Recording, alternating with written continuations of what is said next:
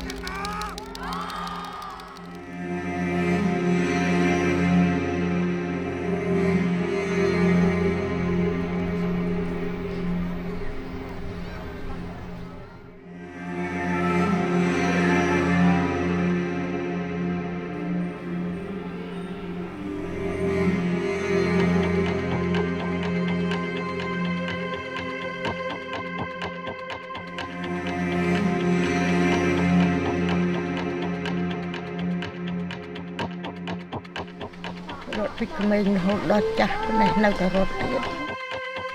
ហើយតែស្រុកកើតសង្គ្រាមមិនស្រួលទេវេទនាណាគឺមិនត្រូវការសង្គ្រាមផ្ទុយទៅវិញគឺយើងត្រូវការនៃសុខសន្តិភាពសម្រាប់ប្រជាជាតិយើងទាំងមូល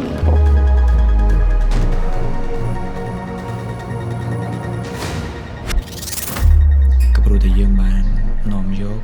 ហើយនឹងចាប់កាន់វាទៅគ្រប់ទីកន្លែងដែលយើងបានទៅ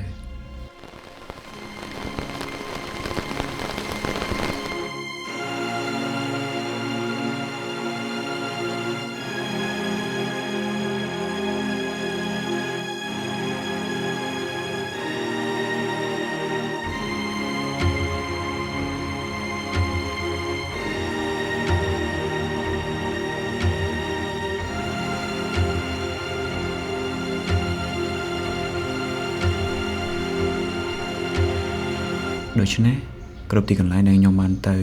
នៅក្នុងឆ្នាំ2026នេះវាក៏អាចក្លាយទៅជារូបភាពថ្មីនៃការចងចាំនិងការបង្កើតថ្មីនៃការច្នៃប្រឌិតរបស់ខ្ញុំដែរ